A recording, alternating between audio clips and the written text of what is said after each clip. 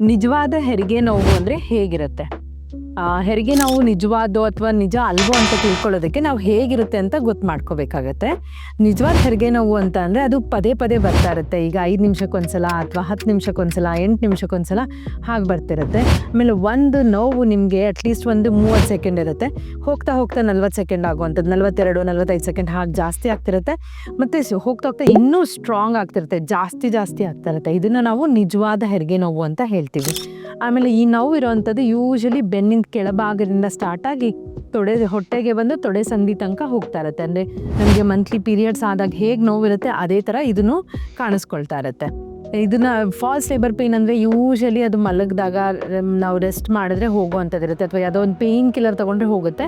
ಅದೇ ನಿಜವಾದ ಹೆರಿಗೆ ನೋವು ಆದರೆ ಈ ಥರ ಏನು ಮಾಡಿದ್ರೂ ಕಡಿಮೆ ಆಗ್ತಿರೋದಿಲ್ಲ. ಅದ್ರ ಜೊತೆಗೆ ನಾವು ಡಾಕ್ಟರ್ಸ್ ಯಾವಾಗ ನಾವು ಅದನ್ನು ಹೆರಿಗೆ ನೋವನ್ನ ನಾವು ಎಕ್ಸಾಮಿನ್ ಮಾಡಿ ನೋಡ್ತೀವಿ, ಗರ್ಭಚೀಲದ ಬಾಯಿ ಇರುತ್ತಲ್ಲ ಅದು ಓಪನ್ ಆಗಿರುತ್ತೆ. ಮತ್ತು ಕೆಲವು ಸಲ ರಕ್ತ, ಅದ್ರ ಜೊತೆಗೆ ಸ್ವಲ್ಪ ಮ್ಯೂಕಸ್ ಅಂತ ಏನು ಹೇಳ್ತೀವಿ ಅದನ್ನು ಸಹ ಡಿಸ್ಚಾರ್ಜ್ ಬರ್ತಿರೋ ಅಂತ ಅದು ಕಾಣಿಸುತ್ತೆ. ಇದನ್ನು ನಾವು ನಿಜವಾದ ಹೆರಿಗೆ ನೋವು ಅಂತ ಹೇಳ್ತೀವಿ.